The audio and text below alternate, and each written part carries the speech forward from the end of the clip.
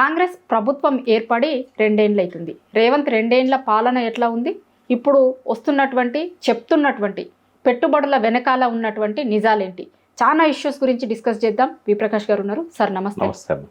ఎవరికైనా ఏ ప్రభుత్వాలకైనా 2 ఏళ్ళు అనేది చాలా కీలకమైనటువంటి టైము అని చాలామంది అభిప్రాయపడుతున్నారు.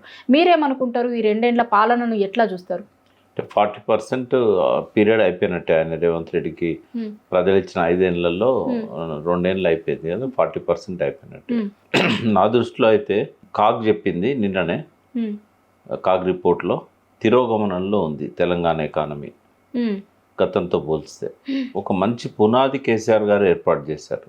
ఎంత మంచి పునాది అని అంటే ప్రజలకు అర్థం కావడానికి, మనకు అన్ని రకాల పనుల ద్వారా 29,000 కోట్లు వచ్చేది కేసీఆర్ గారు ముఖ్యమంత్రి అయినాటికి 2014లో. ఇవాళ 29,000 నుంచి 1,45,000 కోట్లు వస్తుంది. అంటే కేసీఆర్ 10 ఏళ్లలో వేసిన పునాది ఎంత బలంగా ఉందంటే, మనము ఈ లెక్కలే చెప్తే మనకు పనుల ద్వారా 29,000 కోట్లు ఉన్నది, ఇప్పుడు 1,45,000 కోట్లు. ఎందుకంటే అన్ని రంగాలలో ప్రోగ్రెస్ ఉండే కేసీఆర్ పీరియడ్లో. అందుకే బడ్జెట్ అప్పుడు మొత్తం కలిపి 61,000 కోట్లు ఉండేది. అంటే ఇంక్లూడింగ్ గ్రాంట్స్, కేంద్ర ప్రభుత్వం ఇచ్చే గ్రాంట్స్ కలిపి. ఒరిజినల్ బడ్జెట్ రిసిప్ట్స్ అన్నీ కూడా రెవెన్యూ రిసిప్ట్స్, అంటే రాష్ట్ర ఖజానాకు అన్ని సోర్సెస్ వచ్చే ఆదాయం 61,000 కోట్లు ఉండే. అయితే అదేమైందంటే 10 ఏళ్లలో పెరిగి పెరిగి పెరిగి అసలు దేశంలోనే అత్యంత ఎక్కువ తలసరి ఆదాయాన్ని తెలంగాణ సృష్టించగలిగింది. అది ఆ క్రెడిట్ ఎవరికి వస్తుంది? ఆ కేసీఆర్కి వస్తుంది. డిక్లేర్ చేసిందేమో ఇప్పుడు, బట్ ఓవర్ నైట్లో అయిందా? రేవంత్ రెడ్డి 2 సంవత్సరాలు చేస్తే అయిందా? అది 9.5 సంవత్సరాలు ఆయన చేస్తే అయింది. అంటే ఆయనకు ఒక విజన్ ఉండేది, క్లస్టర్స్ ఏర్పాటు చేసి ప్రతి జిల్లాను కూడా 33 జిల్లాల్లో హైదరాబాద్ పక్కకు పెట్టి, హైదరాబాద్, మేడ్చల్, రంగారెడ్డి పక్కకు పెట్టి మిగతా 30 జిల్లాలను కూడా ఎట్లా అభివృద్ధి చేయాలనేది ఒక విజన్ ఉండేది, ఒక పద్ధతి ఉండేది. ఈయన ఎప్పుడైతే వచ్చిండో ఆ విజన్ లేదు, ఏది లేదు. ఆయనకు ఈజ్ నాట్ ఎకానమిస్ట్. ఆయన కనీసం ఆయనకు తెలిసింది ఒకే ఒకటి రియల్ ఎస్టేట్. అది కూడా డమాల్ అన్నది. రియల్ ఎస్టేట్లో కూడా రెవెన్యూస్ బాగా పడిపోయినాయి, అంటే సగానికంటే కూడా తక్కువ పడిపోయినాయి. ఇప్పుడు కేసీఆర్ గారు ఉన్న పీరియడ్లో 9.5 సంవత్సరాల్లో 25,000 ఇండస్ట్రీస్ వచ్చినాయి. మెగా కానీ, మీడియం కానీ, మైనర్ కానీ, మైక్రో కానీ, మ్యాక్రో కానీ. ఇప్పుడు ఈ 2 సంవత్సరాలలో ఆయన ప్రామిస్ చేసిన ఏదైతే 4 లక్షల కోట్లు నేను సమ్మిట్స్ ద్వారా తెలంగాణకు పెట్టుబడులు తెచ్చినా అని చెప్పి దావోస్ మీట్ దగ్గర నుంచి ఆయన కొత్తగా ముఖ్యమంత్రి అయినప్పుడు ఫస్ట్ ఇయరే నేను 1,76,000 కోట్లు తెచ్చినా అన్నాడు. ఇప్పటి వరకు 12-13 సమ్మిట్స్కు ఆయన కానీ, ఆయన తరఫున ఆయన కండక్ట్ చేయడం కానీ, లేకుంటే ఆయన పోవడం కానీ, ఇవన్నీ జరిగినాయి. ఈ మొత్తంలో ఎంత వచ్చినాయని లెక్కలు చేస్తే వాళ్ళు చెప్పేదేమో 4,60,000 కోట్లు. వచ్చిన ఎంత అంటే 12,000 కోట్లు. గ్రౌండ్ అయినాయి 12,000 కోట్లు. గ్రౌండ్ అయినాయా కాలేదని నేను చెప్పలేను. అప్రూవ్ అయినాయి, డిస్బర్స్ అయినాయి. అప్రూవ్ అయినాయి, డిస్బర్స్ అయినాయి కొన్ని, అప్రూవ్ అయ్యి డిస్బర్స్ కానీ కొన్ని. జాబ్స్ క్రియేషన్ చెప్పడం బాగా చెప్పారు. 50,000 మందికి ఉపాధి ఈ వీటిలలో. ఇవి 405 యూనిట్లు ఉన్నాయి. ఈ 406 యూనిట్లు ఏవైతే ఇప్పుడు ఈ నేను చెప్పిన 12,000 కోట్లతో వచ్చినాయో, ఇందులో ఏంటంటే 1-2 తప్ప, కేన్స్ అని ఒక ఇది సెమీ కండక్టర్స్, ఇది సెమీకాన్, ఆ ఒక్క కంపెనీ తప్ప మిగతా అన్నీ కూడా ఏంటంటే మైక్రో, ఇవి ఎంఎస్ఎంఈ అంటాం. అవి ఏంది 5-10 మంది 9 మంది ఇట్లుంటాయి అన్నట్టు అవి. కాబట్టి ఓవరాల్గా చూసినప్పుడు ఏంటంటే గతంలో తెలంగాణ వచ్చిన తర్వాత మొదటి 2 సంవత్సరాల గ్రోత్తో కంపేర్ చేసినా కూడా మినిమం పాస్ మార్కులు రాలేదు ఈ ప్రభుత్వానికి. మినిమం క్వాలిఫై కాలేదు, చాలా వెనుకబడి ఉంది. వాళ్ళు ఇచ్చిన హామీలే కాకుండా వాళ్ళు మొదలుపెట్టిన స్కీములు కూడా అయిపోయినాయి. ఇప్పుడు చాలా వరకు ఏంటంటే దళిత బంధు కంప్లీట్ ఆపేశారు. గొర్రెల పథకంలో మేజర్ యూనిట్స్ అన్నీ కేసీఆర్ గారే ఇచ్చారు. అప్పుడు ఇంకా మిగిలినవి చాలా తక్కువ ఉండే, ఒక 1,500 యూనిట్స్ ఎంతో పెండింగ్ ఉండే. 7,500 యూనిట్స్ కేసీఆర్ ఇచ్చారు. వాటికి కూడా 1,500 యూనిట్లకు కూడా డబ్బులు కట్టించుకున్నారు, మార్జిన్ మనీ 25%. కేసీఆర్ గవర్నమెంట్ ఉన్నప్పుడే ఎలక్షన్లు రావడంతోనే అది ఆగిపోయింది. ఎలక్షన్ కోడ్ వచ్చాక అవి కూడా ఇప్పటి వరకు ఇవ్వలేదు. ఆ 1,500 యూనిట్లు ఆయన 7,500 యూనిట్లు ఇచ్చాడు. అదేవిధంగా గృహజ్యోతి 200 యూనిట్లు ఫ్రీ అన్నాడు. ఆ 200 యూనిట్లు ఫ్రీ అని చెప్పి 200 యూనిట్ల లోపు ఖర్చు పెట్టుకునే చాలామంది పేదలు అప్లై చేసుకున్నారు. అవన్నీ క్యాన్సిల్ చేశాడు. తర్వాత ఇది ఎట్లుంటుందంటే ఈ స్కీమ్ గృహజ్యోతిది ఒక నెల కనుక ఇప్పుడు మీరు ఆ స్కీమ్ పరిధిలోకి వచ్చారనుకుందాం, నెలకు 200 యూనిట్లే మీరు వాడాలి.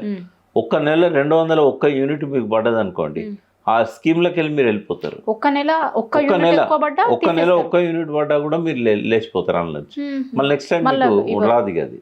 ఇట్లా మనకు రైతు బంధు ఉంది, 5 సార్లు పడాలి. 5 సార్లు అని ఎందుకంటున్నా అంటే 2 ఇయర్స్లో 4 సార్లే, కానీ 5 సార్లు అని ఎందుకంటున్నా అంటే ఎలక్షన్ కోడ్ వచ్చినప్పుడు వాళ్ళు పర్మిషన్ ఇచ్చి కూడా వాళ్ళు మళ్ళీ ఆపేశారు. అది 5వది. తర్వాత 2024 ఖరీఫ్, 2024 రబీ, 2025 ఖరీఫ్, 2025 రబీ. ఇప్పుడు 5వసారి పడాలి. ఒక్కసారి పడ్డాయి. ఒక్కసారి 4 ఎకరాలు 5 ఎకరాలు వరకు పడ్డది, ఒకసారి 2 ఎకరాలకి పడ్డాయి. ఇక అంతే. ఇక 2 ఎకరాలు ఉన్న వాళ్ళకి మాత్రం 2 సార్లు పడ్డాయి. 2 ఎకరాల కంటే ఎక్కువ ఉన్న వాళ్ళకి ఒక్కసారి పడ్డది, అది కూడా ఎలక్షన్ల ముందు. ఇది తప్ప అసలు రైతు బంధు పడలేదు. రైతు భరోసా, రుణమాఫీ ఏం చేసిండా అని మనందరికీ తెలుసు. 48,000 కోట్లు ఇవ్వాల్సిన కాడ 18,000 కోట్లు ఇచ్చాడు. ఇట్లా ఆయన ఏ పథకం కూడా పూర్తిగా అమలైన పథకాలు మనకు కనబడవు. క్వింటాల్ 500 అన్నాడు. చెప్తున్న చాలా పథకాలు వాళ్ళు 6 గ్యారెంటీలలో పెట్టిరు, అవి 100 రోజులలోనే అమలు చేస్తాము అని చెప్పినాయి కదా. 6 గ్యారెంటీలలో 13 పథకాలు ఉన్నాయి. అందులో ఇచ్చింది ఓన్లీ ఫ్రీ బస్సు. ఆ బస్సు కూడా ఏమైందంటే లేడీస్కు ఫ్రీ పెట్టిండు, మగవాళ్ళకు డబల్ చేశాడు ఛార్జీలు. దానివల్ల ఏమైంది, వాళ్ళ ఇంట్లోకి వెళ్ళిపోయే డబ్బులే ఫ్రీ బస్ కింద వాళ్ళ ఫ్రీ ఇస్తున్నాడు. ఓ చేత్తో ఇవ్వడం, ఓ చేత్తో తీసుకోవడం. ఏ పథకం కరెక్ట్గా అమలైంది లేదు. ఇరిగేషన్కి అయితే రూపాయి పెట్టింది లేదు. ఇప్పుడు ఏ ప్రాజెక్టు పెట్టినా పెట్టకపోయినా పాలమూరు రంగారెడ్డి ఆయన జిల్లా, అది ఆయన పాలమూరు ఏమో పుట్టిన జిల్లా, మెట్టిన జిల్లా రంగారెడ్డి. 2 జిల్లాలకు కూడా ఏం లేదు. ఇప్పుడు అది కేసీఆర్ గారు ట్రయల్ రన్ చేసిన ప్రాజెక్టు. జనరల్గా ట్రయల్ రన్ చేసినాక ఒక 5-6 నెలల్లో నీళ్ళు వస్తాయి. ట్రయల్ రన్ చేసి ఇప్పుడు 2 సంవత్సరాలు దాటి 2.5 సంవత్సరాలు అయింది. ఈయన అధికారంలోకి వచ్చి 2 సంవత్సరాలు, ట్రయల్ రన్ అయ్యి అంతకుముందు 6 నెలలు. ట్రయల్ రన్ మనందరం చూసినాం విజువల్స్. పాలమూరు రంగారెడ్డిలో కూడా పంపులు పోసేటి, అది ఆపేసాడు. దాని మీద ముందు పోవట్లేదు, అసలు వర్క్స్ లేవు. ఏ ల్యాండ్ అక్విజిషన్ బాటిల్ నెక్స్ కొన్ని ఉంటే అవి కూడా క్లియర్ చేయలేదు. తర్వాత ఏ ప్రాజెక్టు కూడా కొత్తగా డబ్బులు పెట్టలేదు. కాళేశ్వరం అయితే మొత్తానికి ఆపేసి తిట్టుడు మోరు పెట్టాడు. ఈయన అదివరకు మిషన్ కాకతీయలో చేసిన చెరువులను కూడా పట్టించుకోకపోవడం వల్ల చాలా చెరువులు పాడైపోయినాయి. చాలా వాగుల అనుసంధాన పథకం కేసీఆర్ గారు తెచ్చారు. 1100 వాగులు, వాటి మీద 1100 చెక్ డ్యామ్స్ వాగుల మీద కట్టారు. ఎట్లా ప్రతి వాగు కూడా ఇవాళ వాటర్ షేకన్ లాగా ఉండి తెలంగాణ అంతా నిండుకుండలా ఉండేది. ఓర్వలేని తనంతో వాళ్ళు బ్లాస్ట్ చేస్తూ ఉన్నారు. ఆయనేమో నీళ్ళు ఇవ్వడానికి చెక్ డ్యాములు కడితే గ్రౌండ్ వాటర్ పెంచడానికి కానీ వ్యవసాయానికి కానీ, ఈయన ఇసుక మాఫియా వాళ్ళకు సపోర్ట్ ఇస్తూ డ్యాములు పేల్చేస్తూ ఉంటే వాళ్ళకు సపోర్ట్ చేస్తున్నాడు. ఒక్కనాడు ఒక్క ఎఫ్ఐఆర్ కింద ఒక్కరిని కూడా అరెస్ట్ చేయలేదు. ఇప్పటికి 3 ఎఫ్ఐఆర్లు ఫైల్ అయినాయి. కాళేశ్వరం ఉంది, మేడిగడ్డది ఎఫ్ఐఆర్ ఫైల్ అయింది, దాన్ని ముట్టుకున్న దాఖలా లేదు ఇప్పటిదాకా. అట్లనే హుస్సేన్ మియా చెక్ డ్యామ్ అయితే వాళ్ళు బత్తీలు పెడతా ఉంటే, జిలెటిన్స్ కానీ డైనమైట్స్ వాళ్ళు పెడతా ఉంటే పట్టుకున్నారు రైతులు. వాళ్ళని పట్టుకున్నారు, వాళ్ళు పెట్టే మిషన్ పట్టుకున్నారు, అవి జిలెటిన్స్ని పట్టుకున్నారు, తీసుకుపోయి అప్పచెప్తే కూడా బట్టి ఎఫ్ఐఆర్ నమోదు చేసి వాళ్ళని వదిలిపెట్టారు. అట్లాగే తనుగుల చెక్ డ్యామ్ మొన్న మేము ఫ్యాక్ట్ ఫైండింగ్ కమిటీ తరఫున శ్రీధర్ దేశపాండే, నేను, దామోదర్ రెడ్డి గారు, మన వీసీ సీతారామరావు గారు, అంబేద్కర్ ఓపెన్ యూనివర్సిటీ గతంలో 2 సార్లు వీసీ కూడా, కొంతమంది జర్నలిస్టులను తీసుకొని పోయినాం. పోతే అది కూడా ఎఫ్ఐఆర్ నమోదైంది. ఎప్పుడు నవంబర్ 22 నాడు ఎఫ్ఐఆర్ నమోదైంది. పాలకుర్తి రవి అని అక్కడ deputy executive engineer irrigation department, ఆయనే ఇచ్చిండి ఇది బ్లాస్ట్ అని. ఆయన సౌండ్ వినబడంగానే రాత్రి ఇమీడియట్గా పోయి ఆడ బ్లాస్ట్ అయింది చూసి, ఆడ కళ్ళతో ఎవరు చూసినా అది బ్లాస్ట్ అని చెప్తారు, ఫోటో చూసి కూడా బ్లాస్ట్ అని చెప్పగలుగుతారు. అటువంటి దాన్ని ఈ రోజు వరకు కాంగ్రెస్ వాళ్ళేమో అది బ్లాస్ట్ కాదు, అది వరద కొట్టుకపోయింది. వరదే లేదు అప్పుడు. అంతకంటే 20 రోజుల కింద రోజుకు 5 TMCల వరద వచ్చింది మా లోయర్ మానేరు డ్యామ్ నుంచి. అంత వరద కొట్టుకుపోలేదు, కానీ ఆ రోజు నిల్వ ఉన్న నీరు, మేడిగడ్డ కూడా అంతే, నిల్వ ఉన్న నీరే, అది చాలా తక్కువ. ఇది చూసిన వాళ్ళు అందరూ అంటారు మేడిగడ్డ కూడా ఇట్లా అయింది, మేడిగడ్డ కూడా ఇట్లా అయింది. ఇప్పటి వరకు ఎఫ్ఐఆర్ ఇష్యూ అయింది. ఈ రోజు వరకు ఒక్కరిని అరెస్ట్ చేయలే. పైనుంచి ఎమ్మెల్యే వచ్చి అంటాడు పెద్దపల్లి ఎమ్మెల్యే కాంగ్రెస్ ఇది వరద కొట్టుకపోయినట్టు ఉంది అని అన్నాడు. బండి సంజయ్ ఆయన చూడకుండానే బహుశా నిర్మాణ లోపం కావచ్చు, ఎందుకంటే కేసీఆర్ మీద వేయాలి కదా మేడిగడ్డ, అప్పుడు అవన్నీ కట్టింది కేసీఆర్ మానేరు మీద. చూడు మానేరు ఎప్పటిది మానేరు అది, ఒక్కనాడు కాంగ్రెస్ ప్రభుత్వం కానీ టీడీపీ ప్రభుత్వం కానీ ఏనాడు కూడా దాని మీద చెక్ డ్యాములు కట్టాలి నీళ్ళు ఇవ్వాలని అనుకోలే. ఎల్ఎండి నుంచి మొదలుపెట్టి మానేరు గోదావరిలో కలిసేదాకా చెక్ డ్యాములు కట్టిండు ఆయన. పోనీ నాశరకం అయిందంటే ఎవరికి పని చేయాలి? కాంట్రాక్టర్. ఎవరా కాంట్రాక్టర్? పొంగులేటి శ్రీనివాసరెడ్డి, రెవెన్యూ మంత్రి. దీనికంటే తర్వాతది వావిలాల చెక్ డ్యామ్, అది కన్స్ట్రక్షన్ లోపం వల్ల కుంగింది. అది కుంగినప్పుడు ఎట్లుంటుంది, బ్లాస్ట్ చేస్తే ఎట్లుంటుంది అని చెప్పడానికి ఆ రెండే మనకు స్పష్టంగా కనబడతాయి అన్నట్టు. అది కుంగింది. అలా కుంగే ముందు 3-4 నెలలు నీళ్లు లీక్ అయి వెళ్ళిపోయినాయి. రైతులు చెప్పిండ్రు ఇది నిర్మాణ లోపం, కిందికెళ్ళి నీళ్లు పోతా ఉన్నాయి, ఇసుక పోతుంది, కూలిపోతుంది. కూలిపోయింది, ఇనాగ్రేషన్ కాకముందే కూలిపోయింది. అది కూలిపోతే ఏమైందంటే అక్కడనే ఉంటాయి శిథిలాలు, ఇట్లా పడిపోతాయి. కానీ ఇది బ్లాస్టింగ్ ఏమైందంటే వెనకకొచ్చి పడతాయి, వెనకకొచ్చి పడ్డాయి. కూలిపోయిన కాడ చేపలు చావవు, ఏమైనా రాయి పడితే వస్తుంది కానీ చేపలు తేలాయి నీళ్ళల్లో. బ్లాస్టింగ్ అయితే తేలుతాయి. ఇప్పుడు చేపలు పట్టేవాళ్ళు కూడా ఏం చేస్తారు తెలుసా, ఈ వలలకు కానీ లేకపోతే గాలలకు కానీ దొరకాయని చిన్న బత్తి పెడతారు అందులో నీళ్ళల్లో. అది పెద్ద సౌండ్ వస్తుంది నీళ్ళల్లో. సౌండ్ రాగానే అన్నీ చచ్చిపోతాయి. వాటన్నింటి గంపలు వేసుకొని వచ్చి అమ్ముతారు. అది జరిగింది ఆడ. పెద్ద పెద్ద చేపలు చనిపోయినాయి. అయితే ఇట్లా కాంగ్రెస్ ఏమో కేసీఆర్ చేసిన నీళ్ళు ఇచ్చే పథకాలను వాటి మీద అబద్ధాలు చెప్పడం, వాటిని భ్రష్టు పట్టించడం, పేల్చేయడం, ఎవరు పేల్చిన వాళ్ళని పట్టుకోకపోవడం, అప్పచెప్పినా కూడా రైతులు పోయి అప్పచెప్పినా కూడా వాళ్ళ మీద కేసులు పెట్టి కూడా వాళ్ళని అరెస్ట్ చేయకపోవడం, ఇట్లాంటివన్నీ జరుగుతాయి. సీఎం గారు నిన్న ఒక మాట అన్నారు, నిన్నటి రాక ఒక లెక్క, ఇప్పుడు ఈ సమ్మిట్ జరిగిన తర్వాత రేపటి నుంచి ఇంకొక లెక్క అని చెప్తున్నారు. అట్లా అంత పెద్ద మార్పుని ఎక్స్పెక్ట్ చేయవచ్చా ఇప్పుడు తెలంగాణలో? ఇదంతా షో పుట్టప్ అమ్మ, ఇది ఒక ఫెయిల్యూర్ సమ్మిట్. ఎందుకు ఫెయిల్యూర్ అంటున్నా అంటే, ఇది షో కోసం చేసిండు కాబట్టి సఫిషియెంట్ టైం ఆయన ఇవ్వలే. ఒక 6 నెలల నుంచి 1 year టైం తీసుకుంటారు గ్లోబల్ సమ్మిట్ పెట్టినప్పుడు. 20 రోజులు కూడా తీసుకోలేదు. ఈయన జూబ్లీహిల్స్ ఎన్నికల ఫలితాలు వచ్చిన రోజు మొదలుపెట్టాడు. 3 రోజుల ముందు ప్రైమ్ మినిస్టర్కి ఇన్విటేషన్ పంపాడు. మినిమం ప్రైమ్ మినిస్టర్కు 1 నెల రోజుల ముందు ప్రోగ్రామ్ ఫిక్స్ అవుతాయి. ఈవెన్ గవర్నర్ కూడా 15 రోజుల ముందు ఫిక్స్ అవుతాయి. అప్పటికప్పుడు పంపిండు. తర్వాత ఒక్కొక్క మినిస్టర్కి ఒక్కొక్క లెటర్ ఇచ్చి అందరు సీఎంలోకి పంపించిండు. వాళ్ళు ఎప్పుడు వీళ్ళు 72 hours ముందు. పక్కనున్న చంద్రబాబు కూడా రాలే, ఏ ముఖ్యమంత్రి రాలే, ప్రధానమంత్రి రాలే, కనీసం కేంద్ర మంత్రులు కూడా బయట నుంచి ఎవరు రాలే. ఇప్పుడు ఇండస్ట్రీస్ కదా, మినిస్టర్ ఆఫ్ ఇండస్ట్రీ రావాలి కదా కేంద్ర ప్రభుత్వం నుంచి. కిషన్ రెడ్డి ఎప్పుడు ఇక్కడనే ఉంటాడు కాబట్టి, లోకల్ మంత్రి కాబట్టి ఆయన వచ్చాడు. దేనికైనా ముహూర్త బలం అంటారమ్మా. అంటే ముహూర్త బలం అంటే అయ్యగారు పంచాంగం కాదు.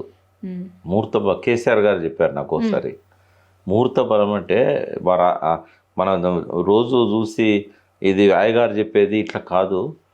ప్రతిదానికి కూడా ఒక పర్ఫెక్ట్ టైం అనేది ఉంటుంది, ఏ టైంలో పెట్టాలి అనేది.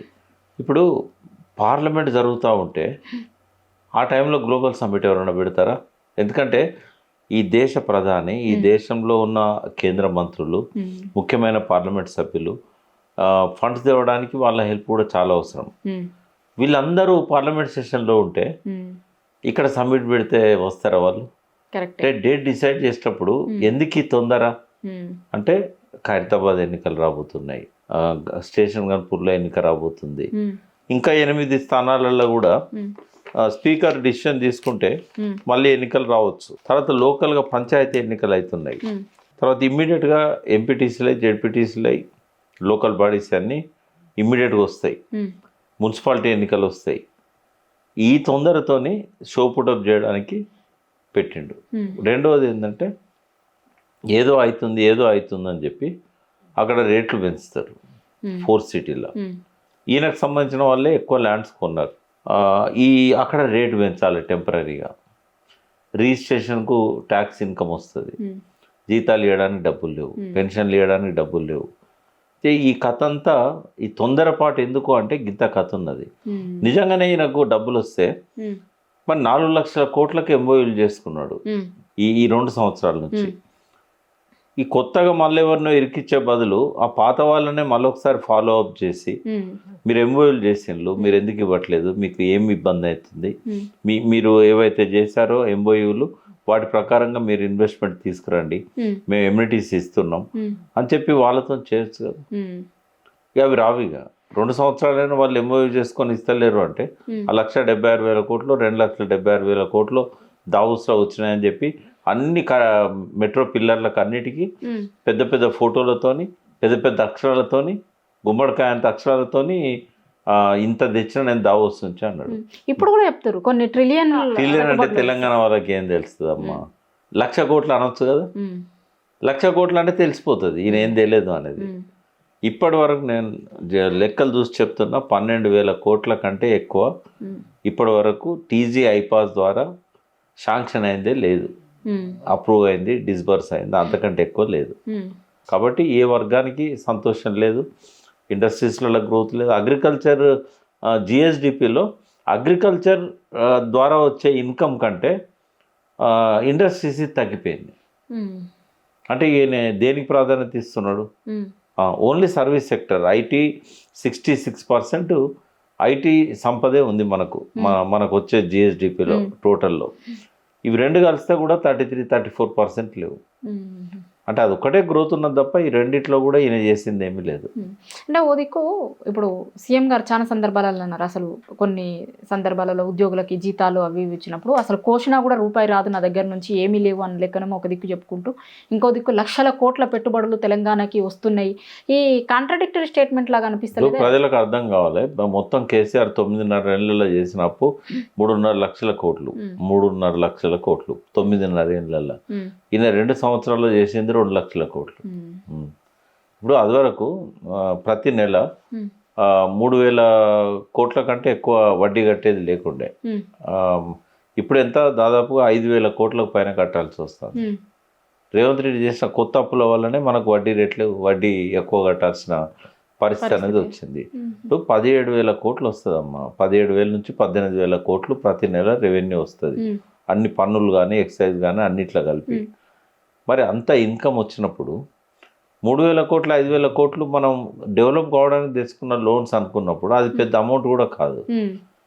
ఈయన ఎక్కడ ఆ డబ్బులు ప్రయారిటీ లేదు, ప్రాధాన్యత క్రమం లేదు, ఎక్కడ పెడుతున్నాడో తెలియదు, ఎక్కడ ఖర్చు అవుతున్నాయో తెలియదు. ఇవన్నీ కూడా ఏంటంటే కాకి లెక్కలు దొంగ లెక్కలు ప్రజలకు చెప్తున్నాడు.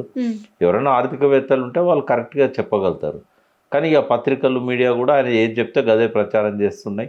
అబద్ధాలు చెప్పడంలో మనం ఇంతకుముందు గోబెల్స్ అనేటోళ్ళం, గోబెల్స్ కంటే మించిపోయింది రేవంత్ రెడ్డి. నిన్న నుంచి గ్లోబల్ సమ్మిట్ జరుగుతున్నప్పుడు కూడా నిన్న నుంచి ఒక్కొక్క పేపర్ ఒక్కొక్కటి రిపోర్ట్ చేసింది అనుకోండి, 1,00,000 కోట్లు 1,80,000 కోట్లు పెట్టుబడులు వచ్చినాయి అని ఇట్లా రకరకాలుగా రాసిరు. నిజంగా ఈ ప్రకటనల వెనకాలల్లా ఉండే నిజాలు ఎంత ఉంటాయండి? ఇప్పుడు ఈ భారీ ప్రకటనలు హైప్ క్రియేట్ చేయడానికి ఏం చేస్తారంటే, ఇప్పుడు అమెరికాలో ఎంతోమంది మన తెలుగు వాళ్ళు ఉన్నారు, వీళ్ళకు కూడా ఓన్ కంపెనీస్ ఉన్నాయి. కొంతమందికి నార్త్ ఇండియన్ ఫ్రెండ్స్ ఉంటారు, గుజరాతీ ఫ్రెండ్స్ ఉంటారు. అమెరికాలో ఉన్న విదేశీయులలో భారతదేశం నుంచి 13 లక్షల మంది ఉన్నారు. 13 లక్షల మందిలో గుజరాతీస్ చూస్తే 20 లక్షల మంది కంటే ఎక్కువ ఉన్నారు. అంటే గుజరాతీ వాళ్ళే కంపెనీస్ చాలా ఉన్నాయి అక్కడ. అయితే వాళ్ళని పట్టుకొస్తారు, వాటికనే ఎంఓయూ చేయిస్తారు. ఎందుకంటే ముఖ్యమంత్రితో ఫోటో దిగవచ్చు, గౌరవము, ముఖ్యమంత్రి అరేంజ్ చేసిన తాజ్ కృష్ణాలు ఉండొచ్చు, ఐటీసీ ఉండొచ్చు, వాళ్ళు పంపే ఫ్లైట్ టికెట్స్లో బిజినెస్ క్లాస్లో రావచ్చు, ఈ ఫెసిలిటీస్ అన్నీ ఉంటాయి కదా. వచ్చి ఫ్యామిలీని చూసుకొని పోవచ్చు, గుజరాత్కి వచ్చి ఫ్యామిలీలను చూసుకొని పోవచ్చు. తెలుగు వాళ్ళు ఆంధ్ర వాళ్ళు ఉంటారు, వాళ్ళు వచ్చి హైదరాబాద్కి వచ్చి 2 రోజులు సమ్మిట్ అటెండ్ అయ్యి మంచిగా స్టార్ హోటల్లో ఉండి వాళ్ళ భార్య అక్కడ రిలేటివ్స్ను వాళ్ళ అమ్మ నాన్న ఎవరన్నా ఉంటే వాళ్ళని గుంటూరుకో లేకపోతే నెల్లూరుకో పోయి కలిసి వెళ్ళిపోవచ్చు. వాళ్ళు వచ్చి ఒకటి సంతకం పెడతారు ఎంఓయూ. వాళ్ళకు నిజంగానే ఆ స్తోమత ఉన్నదా? వాళ్ళే ఇప్పుడు కొన్ని 25 లక్షలు 10 లక్షలు ఆ బ్యాంకులలో అప్పులు తీసుకునే వాళ్ళకు 9,000 కోట్లు 6,000 కోట్ల ప్రాజెక్టులు ఇచ్చారు. ఇది రేవంత్ రెడ్డి డ్రామా. వాళ్ళకు 25 లక్షలు కూడా లేవు వాళ్ళ దగ్గర, బ్లాక్ లిస్ట్లో పెట్టాయి బ్యాంకులు. వానికి 6,000 కోట్లు 600 కోట్ల ప్రాజెక్టులు ఇస్తే ఇది ఫేక్ కాకపోతే రియల్ ఎట్లయితుంది? సో ఇప్పుడు కూడా ఎంఓయూ చేసే కంపెనీస్ కూడా ఇట్లాంటివి వాళ్ళు కొంతమందిని పెడతాడు ఆడ ఈ మన గవర్నమెంట్ తరఫున. వీళ్ళు ఏం చేస్తారంటే ఇట్లాంటి వాళ్ళని జమ చేస్తారు. ఇప్పుడు లేకపోతే నిజంగానే సీరియస్గా ఇంట్రెస్ట్ ఉన్న వాళ్ళు కనుక ఎంఓఈలు చేసుకుంటే దావోస్లో కానీ తర్వాత అయిన సమ్మిట్లలో కానీ 4,60,000 కోట్లకు సంతకాలు పెడితే కనీసం 46,000 కోట్లన్నా రావాలి కదమ్మా. మరి 12,000 కోట్లు కూడా రాలేదనంటే ఇప్పుడు ఎవరైనా ఆర్టీఐ తరఫున ఎవరైనా కూడా అప్లై చేయొచ్చు. టీజీ ఐపాస్ కింద 2023 డిసెంబర్ 7 తర్వాత ఈ రోజు వరకు ఎన్ని శాంక్షన్ అయినాయి, ఎన్ని పెట్టుబడులు వచ్చినాయి, ఎన్ని ఉద్యోగాలు క్రియేట్ అయినాయి అని దరఖాస్తు పెడితే వాళ్ళే చెప్తారు 12,000 కోట్ల కంటే ఎక్కువ రాలేదు అని. అందులో కూడా 2,000-3,000 కోట్లు ఈ సెమీ కండక్టర్ సంబంధించి వాళ్ళే కేన్స్ కంపెనీ. మిగతా అన్ని దళిత్ కంపెనీస్ బ్యాంకులు లోన్లు ఇచ్చాయి, గవర్నమెంట్ సబ్సిడీ ఇచ్చింది, డిస్బర్స్మెంట్ చేయడం వల్ల ఆ 12,000 కోట్లలో ఎక్కువ భాగం అవి ఉన్నాయి. ఏ ఫారెన్ కంపెనీ వచ్చిందమ్మా. ఇంకా ఇన్ఫ్యాక్ట్ ఏంటంటే కొన్ని కంపెనీస్ మన దగ్గర నుంచి ఆంధ్రాకి వెళ్ళిపోయినాయి. ఇక్కడ గ్రోత్ లేదని, ఇక్కడ ఫెసిలిటీస్ సరిగ్గా ఇవ్వట్లేదని, ఈ ప్రభుత్వానికి ఆర్థిక స్తోమత లేదని, బ్యాంకు లోన్లు కూడా తెచ్చుకోలేని అసమర్థుడై నన్ను చూస్తే చెప్పుల దొంగను చూసినట్టు చూస్తున్నారని చెప్పి అన్న విషయాలు ఇంగ్లీష్ పత్రికల్లో పతాక శీర్షికల్లో వచ్చాయి. అవి చూసినవాడు ఎవడన్నా వచ్చి ఇక్కడ పెట్టుబడి పెడతాడా? ఈయనతో కాదని చెప్పి ఉన్న కంపెనీలు కూడా చాలా వరకు వైజాగ్, విజయవాడ పోతున్నాయి. అని ఉద్దేశం కూడా అదేనేమో. చంద్రబాబు నాయుడుకు రుణం తీర్చుకోవాలి కాబట్టి ఈ తెలంగాణ దివాలా తీయిస్తే పక్కన ఆంధ్రాకు పోతాయి కదా, అదేమన్నా ప్లాన్ ఉంటే ఉండొచ్చు. మామూలుగా ఇండస్ట్రీస్ రావాలి అనుకున్నప్పుడు అక్కడున్న చాలా వాటిని పరిగణలోకి తీసుకుంటే శాంతి భద్రతలను కూడా చాలా మేజర్గా పరిగణలోకి తీసుకుంటాయి అని అంటున్నారు. ఈ 2 ఏళ్ల నుంచి శాంతి భద్రతల విషయంలో ఎట్లా ఉంది కాంగ్రెస్ ప్రభుత్వం వచ్చిన తర్వాత? అంటే కాంగ్రెస్ కంటే ముందు టీఆర్ఎస్ ప్రభుత్వం ఏం చేసిందంటే ఇప్పుడు లండన్లో మాత్రమే ప్రతి పిల్లర్కు సీసీ కెమెరాస్ ఉండేటి. అంటే ఒకసారి హైదరాబాద్ ఎంటర్ అయినాక హైదరాబాద్ దాటిపోయేదాకా ప్రతి మూమెంట్ క్యాప్చర్ అవుతుంది. అది ఒక్క లండన్లోనే ఉండేది, ప్రపంచంలో అమెరికాలో కూడా లేకుండే. అటువంటిది కేసీఆర్ గారు కొన్ని లక్షల సీసీ కెమెరాలతోని హైదరాబాద్ సిటీలో ఏదైనా క్రైమ్ జరిగితే 24 అవర్స్లో అతను ట్రేస్ అవుతాడు. అట్లా ఎంతో మందిని 65% క్రైమ్స్ 24 అవర్స్లో ట్రేస్ అయ్యారు అక్యూజ్డ్. ఒక గొప్ప పునాది ఏర్పాటు చేశాడు ఆయన. అసలు అదివరకు జీబులు ఉండేది, మీకు గుర్తున్నదో లేదో. ఆ డొక్కు జీబులను దొంగలను చేజ్ చేయడానికి పోతా ఉంటే అవి కిలోమీటర్ పోగానే ఆగిపోయేది, నెట్టేది. 10 మంది కలిసి నెట్టేటోళ్ళు. ఆయన రాగానే ఫస్ట్ చేసింది ఏంటంటే ఇన్నోవా కార్లను ఇంట్రడ్యూస్ చేశాడు. ఇవన్నీ కొన్ని మెజర్స్ తీసుకోవడమే కాకుండా వాళ్ళ డయల్తోనే ఫ్రెండ్లీ పోలీస్ అని వచ్చేది. ఎందుకంటే అదివరకు పోలీసులు అంటే యమరాజులు, యమదూతలు, యమ భటులు. అంటే ప్రతి ఒక్కరిని పోలీస్ స్టేషన్లో టార్చర్ చేయడం వల్లనే చాలా మంది నక్సలైట్లుగా వెళ్ళిపోయిండ్రు, ఇక్కడంటే వస్తాం వీళ్ళ చేతుల్లో అని. అటువంటిది ఒక ఫ్రెండ్లీ పోలీస్ అట్మాస్ఫియర్ తీసుకొచ్చిండు, పాత పోలీస్ స్టేషన్ల రూపం మార్చేసిండు. ఈ పునాది గట్టిగా చేశాడు కాబట్టి క్రైమ్ రేట్ చాలా వరకు తగ్గింది. ఆ పీరియడ్లో ఒక మత కల్లోలం జరగలేదు, బాంబ్ బ్లాస్టులు జరగలేదు. ఒక్క ISIS ఇన్సిడెంట్లో ఒక SIని చంపేశారు. ఆ తర్వాతనే వికారుద్దీన్ వాళ్ళను కాల్ చేశారు. ఇంకా దాంతో తెలంగాణకు వస్తే మనం బతకలేమని చెప్పేసి ISIS కూడా కార్యక్రమాలు ఇక్కడ ఆపేసింది. తర్వాత కౌంటర్ ఇంటెలిజెన్స్ సజ్జనార్ లాంటి వాళ్ళ నాయకత్వాన అద్భుతంగా కౌంటర్ ఇంటెలిజెన్స్ పనిచేసి కొన్ని యాప్లు, వెబ్సైట్లు టెర్రరిస్టుల పేరుతో ఓపెన్ చేశారు. చేస్తే టెర్రరిస్టుల ట్రాప్లో పడ్డారు. దానివల్ల భారతదేశంలో ఎక్కడెక్కడ బాంబులు పెడుతున్నారు అనేది కూడా తెలంగాణ పోలీస్ సెంట్రల్ ఇంటెలిజెన్స్కి ఇన్ఫర్మేషన్ ఇచ్చి వాటిని ఆపింది. అంత గొప్ప స్థాయికి కేసీఆర్ తీసుకుపోయాడు. ఈయన వచ్చిన తర్వాత మళ్ళీ ఎప్పటిలాగానే అయిపోయింది. అంత పోలీసు రాజ్యం, మళ్ళీ హరాస్మెంట్లు, వసూళ్ళు, హఫ్తాలు అన్నీ స్టార్ట్ అయింది. ఇప్పుడు అన్నం ఉడికిందో లేదో చూడడానికి మొత్తం అన్నం అవసరం లేదు, 2 పలుకులు పట్టుకుంటే సరిపోతుంది అన్న లెక్క. 2 ఏళ్ల కాలం అనేది చాలా ఎక్కువ పీరియడే. నిజానికి ప్రభుత్వాలు చేయాల్సినంత చేయలేదు అని అంటున్నారు. మీరు తెలంగాణ సమాజానికి చెప్పాల్సి వస్తే ఏం చెప్తారు? 2 ఏళ్ల పీరియడ్ని ఎట్లా అనలైజ్ చేస్తారు?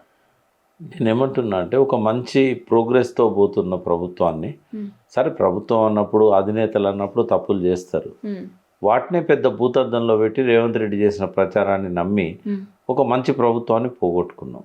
నాకు కూడా కోపం ఉండే, నాకు కూడా వాళ్ళు చేసే కొన్ని పనులు నచ్చలేదు. బట్ మనం చూడాల్సింది ఏందమ్మా, వ్యక్తిగతం కాదు కదా, ప్రభుత్వ పనితీరు ఎట్లుందనేది ఇంపార్టెంట్. ప్రభుత్వ పనితీరు మీద నాకు ఎటువంటి ఆక్షేపణలు లేకుండే, అభ్యంతరాలు లేకుండే. నేను ప్రభుత్వంలో భాగమై పనిచేశా. అసత్యాలు చెప్పి, అబద్ధాలు చెప్పి ప్రజలను నమ్మించి మంచి ప్రోగ్రెసివ్ గవర్నమెంట్ను పడగొట్టుకున్నారు ప్రజలు. ఇప్పుడు అనుభవిస్తున్నారు.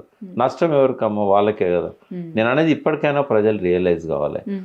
ఇప్పుడు ఈ కాంగ్రెస్ పార్టీకి ఏ స్థాయిలో ఓటేసినా కూడా, అది గుర్తున్నా గుర్తు లేకపోయినా, ఆ సర్పంచ్ ఎలక్షన్ అయినా, మండల్ ప్రెసిడెంట్ అయినా, ఇతను కాంగ్రెస్ అని తెలిసినప్పుడు ఆ కాంగ్రెస్ అభ్యర్థికి ఓటేయద్దు. ఓటేస్తే ఏమైందంటే వాళ్ళు చేసే వాటికి మద్దతు ఇచ్చినట్టు అవుతుంది. దళిత బంధు ఆపడానికి మద్దతు ఇచ్చినట్టు అవుతుంది, గొర్రెల పథకం ఆపడానికి మద్దతు ఇచ్చినట్టు అవుతుంది. ఇప్పుడు ఇది తిరోగమనంలో ఉందని కాగ్ చెప్పిన తర్వాత మేము ఎవరని చెప్పినా దానివల్ల పెద్దగా అడిషనల్గా కాగ్ కంటే పెద్ద మాటలు ఏముండవు.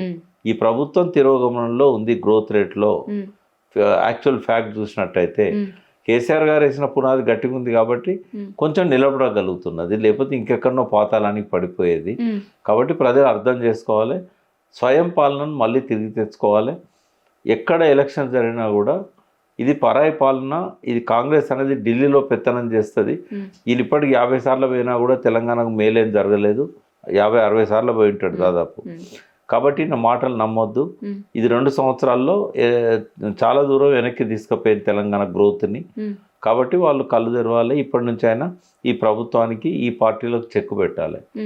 బట్ ఈయన చేసే విధవ పనులు అన్నిటికి కూడా ప్రజలు మద్దతు ఇచ్చుకుంటా పోతే, జూబ్లీస్లో కదా డబ్బులు తీసుకొని ఓట్లు వేసినట్టుగా రేపు సర్పంచ్ ఎన్నికలలో, ఎంపీటీసీలలో, ఖైరతాబాద్లో ఇట్లా వేసుకుంటూ పోయిన అనుకోండి, ఇక ప్రజల్ని ఎవరు కాపాడాలి? ఒక్కరోజు వచ్చే డబ్బుల కోసము వాళ్ళు తెలంగాణ భవిష్యత్తును తాకట్టు పెట్టడంలో ప్రజలు తప్పులు చేస్తున్నారు అనేది అనుకోవాలి. కాబట్టి ఇప్పటికైనా ప్రజలు కళ్ళు తెరవాలి. ఈ ప్రభుత్వము మంచి పనులు చేయట్లేదు, మోసం చేసింది, హామీలు ఇచ్చి అమలు చేయట్లేదు. 400 పైన హామీలు ఇచ్చింది. అందులో ఏమి ఇచ్చిండ్రు? తర్వాత బాకీ కార్డ్ అనేది ప్రచారం చేశారు. మరి మనకు ఇవ్వాల్సినవి కూడా ఇవ్వట్లేదు కదా. 3 ఏళ్ళ నుంచి రైతు బంధు, 2 ఏళ్ళ నుంచి రైతు బంధు ఇవ్వట్లేదు. అదివరకు కేసీఆర్ గవర్నమెంట్లో ఎలక్షన్ కోడ్ వచ్చినప్పుడు ఆపిన డబ్బులు కూడా సరిగ్గా ఇవ్వలేదు. కాబట్టి బాకీ కార్డు ముందు పెట్టుకోవాల్సి వస్తుంది. ఏ ఎలక్షన్లో ఎవరు వచ్చినా కూడా కాంగ్రెస్ పార్టీకి మీరు సపోర్ట్ చేసినట్టయితే మీరు ఈ తిరోగమనాన్ని, వెనుకంజను, ఈ పాతాళానికి పడిపోతున్న ఆర్థిక పరిస్థితిని మీరు సపోర్ట్ చేసినట్టు అవుతుంది. కాబట్టి మన బతుకులు బాగుపడాలంటే ఈ పీడ వదిలించుకోవాలి. ముందు ముఖ్యమంత్రిని వదిలించుకోవాలి, తర్వాత ఈ పార్టీ పీడను వదిలించుకోవాలి. Thank you sir. Thank you.